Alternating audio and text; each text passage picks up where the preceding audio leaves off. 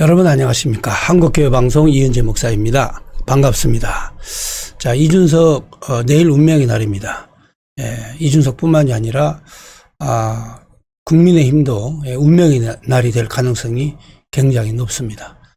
이준석 당대표가 징계를 받든지 아니면 징계를 받지 않든지 둘 다 국민의힘당의 운명은 사실상 굉장히 어려워질 것 같습니다. 사실 최근에 윤석열 대통령의 지지율도 급락을 하고 있는 상태인데 지금 현재 이준석 대표의 그 범죄 혐의, 이 범죄 혐의가 낱낱이 현재 드러나고 있습니다. 그래서 윤리위원회가 이제 개최가 되면 사실상 징계를 하도록 되어 있습니다. 왜냐하면 윤리위원회가 개최가 된 것까지 이 과정에서 징계를 할 수밖에 없는 이제 이러한 상황에 놓여져 있다, 이렇게 이제 보시면 되는 거죠. 그래서 윤리위원회가 개최가 되면 징계를 합니다. 그렇기 때문에 내일 어쨌든 간에 이준석에 대해서 강경 징계를 하든지 아니면 이제 징계하는 신용만 하든지 아니면 이제 혐의 없음으로 끝내든지 뭔가의 결정이 내려질 것 같습니다만은, 그러나 어떤 결정이 내려지든지 간에 이 국민의힘은 위기를 맞이해야 한다, 이렇게 보시면 됩니다. 그래서 국민의힘은 두 가지 고민에 빠집니다. 첫째, 적당히 얼버무리고 넘어갈 것이냐 하는 문제고, 두 번째는 완전히 뿌리를, 완전히 싹의 뿌리, 그러니까 쉽게 말하면은 화근의 덩어리를 잘라낼 거냐, 이번 기회에 잘라낼 거냐, 다수간에 수술을 하는 그런 고통과 아픔이 있다 할지라도 이걸 잘라낼 거냐, 아니면 그냥 봉합하고 넘어갈 거냐. 자, 이게 문제인데요. 사실 이준석의 문제가 이렇게 불거지게 된 거는 이거는 이제 이것이 알고 싶다, 이것이 알고 싶다라고 하는 그런 뉘앙스와 100분 토론이라는 뉘앙스가 있습니다. 자, 이것이 알고 싶다는 이제 범죄 수사에 관련된 범법자, 범죄 행위에 관련된 내용을 고발하는 것이고, 이것이 알고 싶다는 토론하는 겁니다. 그런데 이준석은 자신의 문제를 토론으로 끌고 가려고 하죠. 토론으로 끌고 가려고 하는데, 그런데 이제 이 윤리위원회 측이나 윤핵관 측은 이것이 알고 싶다, 범죄 행위에 대한 고발로 이제 끌고 가려고 하는 거죠. 그러니까 이준석은 약간 토론으로 끌고 가서 쟁점을 벗어나려고 하고 있고, 그리고 이제 이 윤핵관과 그리고 이제 그 고위 당직자들은 이거 이준석 안 되겠다, 이번 기회에 수술을 통해서 피를 흘리는 한이 있어도 잘라낼 건 잘라내자, 현재 이런 각오로 가고 있습니다. 그 이유가 있어요. 왜 그러냐면 이준석이가 혁신위원회를 만들었기 때문에 그렇습니다. 혁신위원회가 별거 아닌 것 같지만, 그러나 혁신위원회가 활성이 되는 순간에 바로 모든 당의 권력은 이준석에게 집중이 됩니다. 그래서 심지어는 권성동이랄지라도 장제원이라 할지라도 무사하지 못합니다. 왜냐? 혁신위원회에서 잘라버리면 공천 대상이 안 되고 공천을 받지를 못합니다. 과거에 여러 번 공천 참살이라는 게 있었죠. 홍준표 의원 같은 경우는 대구에서 공천이 탈락이 됐습니다. 자, 공천이 탈락이 된 그 이유, 그거는 막말이라고 하는 것 때문에 공천 탈락을 시켰는데요. 그러나 결국은 그 홍준표 의원이 무소속으로 나가서 당선이 됐지 않습니까? 그리고 대선 후보까지도 나갔고, 자, 이번에는 이제 대구시장까지 당선이 됐습니다. 정치력이거든요. 이게 정치력인데, 지금 현재 국민의힘의 당대표를 맡고 있는 이준석은 이제 그런 정치력이 전혀 실종된 상태에 있다, 이렇게 보는 거죠. 그래서 이준석은 이 화술이 굉장히 좋습니다. 토론을 하는 데 있어서 능수능란한 그런 실력을 갖고 있는 그런 쉽게 말하면 선수입니다, 선수. 그런데 이 토론이 요즘에는 독설이 되고 있죠. 바로 이 좋은 화술이, 자기가 주는 좋은 화술이 이게 이제 독설로 이게 바뀌는 거죠. 그래서 굉장히 공격적이고 굉장히 참혹한 지경에 이르는 그런 사태에 이르게 됐다. 그래서 내일 이준석 어떤 징계가 내려지든지 간에 굉장히 심각한 문제다. 자, 그렇다면 이준석의 내일 쟁점, 내일 그 윤리위원회 핵심이 뭐냐? 바로 20차례 성접대를 받았는데, 자, 이 성접대를 받은 사실에 대해서 사실 여부, 사실 여부와 관계없이 진술자의 진술만 가지고 과연 윤리위원회에서 징계를 해도 맞느냐 하는 거를 바로 이준석은 토론으로 이끌어 가려고 하는 것이고, 그 다음에 이 그 범죄 행위를 입증하려고 하는 그런 가세원과 시민단체는 이거는 범죄 사실이 맞다 하면서 이게 좀 명확한 그런 그 징계 절차의 기준이 된 거죠. 물론 이제 성접대라고 하는 것 자체는 혼자 되는 게 아니고 여성이 있어야 되기 때문에 그 여성의 진술도 상당히 구체적인 것으로 현재 알고 있습니다. 자, 그리고 또 알선수재 혐의입니다.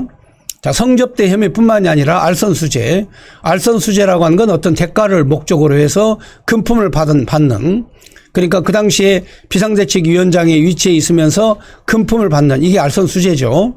그리고 또 이거를 이 범죄 행위를 감추기 위해서 증거인멸을 시도했느냐. 자, 증거인멸을 시도했느냐 하는 이 쟁점이 이제 두 가지입니다. 그러니까 성범죄 사실과 알선수재, 그리고 이제 증거인멸 시도. 자, 이게 이제 두 가지 쟁점인데 이준석은 아직 혐의가 밝혀진 게 없다. 검찰에 혐의가 밝혀진 게 없는데 왜 당대표를 징계를 하느냐 하는 문제.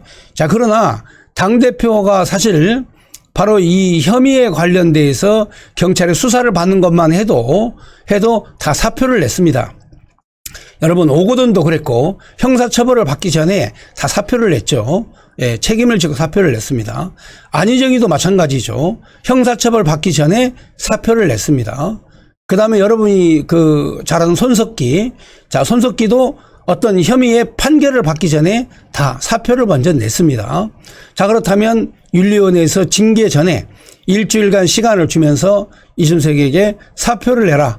사표를 내서 이 혼란한 문제에 대한 책임을 져라. 이렇게 이 당 대표에게 시간을 줬습니다만 이준석은 이제 그걸 무시해버렸죠. 그걸 무시하고 지금 현재 도전적으로 나가고 있습니다. 자, 나를 징계하면 난 창당을 하겠다. 자, 이건데요. 이제 가장 힘들고 어려운 꼴을 보게 될 것이다. 자, 이게 이제 이준석의 태도입니다. 자, 그렇다면은 과연 내일 이준석을 징계하는 것도 국민의힘에게서는 굉장히 고통스러운 일이고, 징계를 하지 않는 것도 이것도 굉장히 이제 문제가 됩니다. 자, 그런데 지금 현재 이준석 대표가 이걸 계속 부인을 하고 있다는 거죠. 자기 혐의에 대해서 20차례의 성접대라든가 알선수재라든가 그 다음에 이 증거인멸이라든가 이 모든 것들을 다 부인을 하는 거죠. 근데 사실 이게 뭐 징계위원회까지 올라갈 정도 되면 어떤 소문만 가지고 하는 게 아니고 징계위원회도 명확한 어떤 증거 자료가 있기 때문에 징계를 하려고 하는 거 아니겠습니까? 그렇다면은 지금 현재 범죄의 혐의, 이준석의 범죄의 혐의는 사실은 100분 토론이 아닙니다. 이거는 옳고 그러다 토론하는 게 아니고 이건 사실은 그것이 알고 싶다 상황으로 이제 바뀐 거죠. 그래서 수사기관에서 이제 그 조사를 했고, 그 다음에 이준석도 역시 마찬가지로 수사기관에서 이 아니다. 이 모든 혐의가 이 거짓말이다. 꾸며낸 이야기다라고 진술을 하면 되는 거예요. 그런데 현재 이게 그 무죄를 입증할 만한 아무런 무죄를 입증할 만한 그런 자료가 현재 없습니다. 그러나 고발한 사람 측에서는 자료가 있죠. 자료가 넘쳐납니다. 그러니까 이게 이런 과정에서 과연 이제 박근혜 시기도 나왔고, 그 다음에 이제 성접대 장소, 시간, 이제 이런 여러 가지의 정황 증거도 나왔고, 그래서 이 실물이 이제 확보되고, 그 다음에 여러 가지 증거 자료가 이제 속속 나오고 있습니다. 그래서 속속 나오고 있는데 이제 여러분들도 이제 결론을 예측을 하겠습니다만은 윤석열 대통령의 이 지지율과 이게 전혀 무관한 게 아닙니다. 현재 지금 이준석이 이렇게 계속해서 성범죄 사실에 대하여 책임을 회피하면서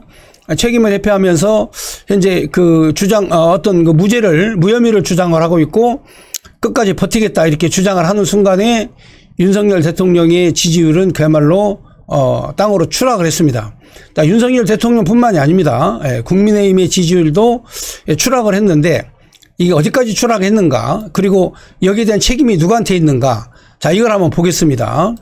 자, 이 책임은 사실은 여러분들이 좀 잘 아셔야 되는 것처럼 윤석열 대통령 본인에게도 있지만 당 대표를 맡고 있는 이준석에게 굉장히 그 책임이 큽니다. 그래서 국민을 위해서, 대통령을 위해서 일하는 그런 그 당직자 중에 최고의 수장 아니겠습니까? 그럼 자기에 대한 리스크가 있고 자기에 대한 어떤 문제가 생긴다면 당을 위해서, 국민을 위해서, 그리고 대통령을 위해서 과감하게 그 자기의 직을 던져야 되는데, 이준석은 지금 현재 싸우면서 자기 그 정치를 하고 있죠. 민주당이 바라는 게 바로 그겁니다. 자, 민주당이 요구하는 게 이준석이 끝까지 싸우면서 바로 이 국민의힘을 분열시키고 창당해서 이준석의 그런 지지자를 끌어내는, 그래서 분열을 시키는, 이게 이제 민주당의 그 전략이고, 그리고 그 박지원의 전략입니다. 그러니까 이러한 내용들을 볼 때 현재 윤 대통령의 지지율이 42.6, 부정평가 53, 10%포인트가 차이가 나게 이게 벌어졌습니다. 그러니까 굉장히 많은 차이가 벌어진 거죠.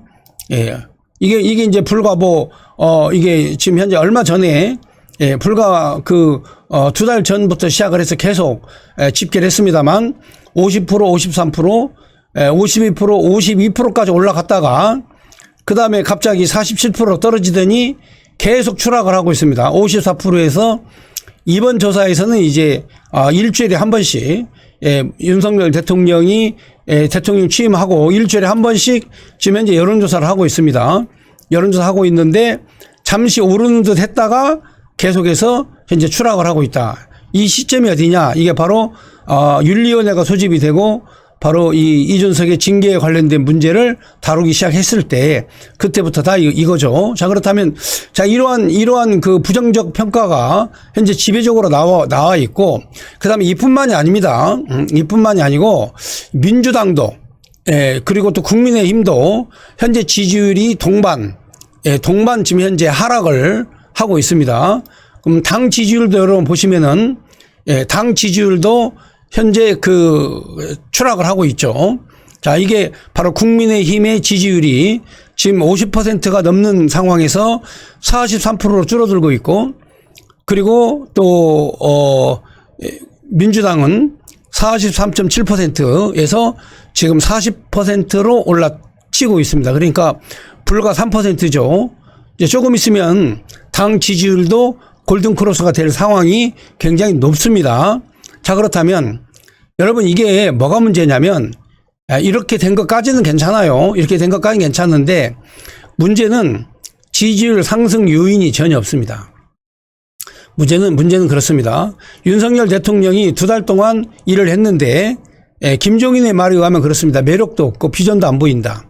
그래서 지지율이 하락했고, 그 다음에 인사 문제, 이게 제일 큰 원인이다 이렇게 얘기했는데 실제적으로 인사 문제보다 바로 국민의힘의 당대표가 바로 성추행에 관련돼서 휘말려 있고 증거인멸 교사까지도 휘말려 있는 상태에서 계속 이 당대표의 직을 수행하고 있기 때문에 국민의힘을 지지하는 지지자들이 거기에 대해서 크게 실망한 것이다. 자, 이렇게 이제 보여지는 거죠. 그러니까 이런 문제는 사실은 결자해지라 바로 이준석이 대범하게 큰 틀에서 해결을 해야 됩니다.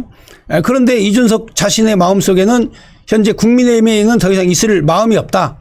나는 창당으로 가겠다. 현재 이렇게 결심을 한 것 같아요. 그래서 초강경 자세로 나갑니다. 자, 이때에 바로 국민의힘은 어떤 결정을 내릴 건가. 자, 내일 한번 기대해 보도록 하겠습니다. 감사합니다. 한국교회방송 이은재 목사였습니다.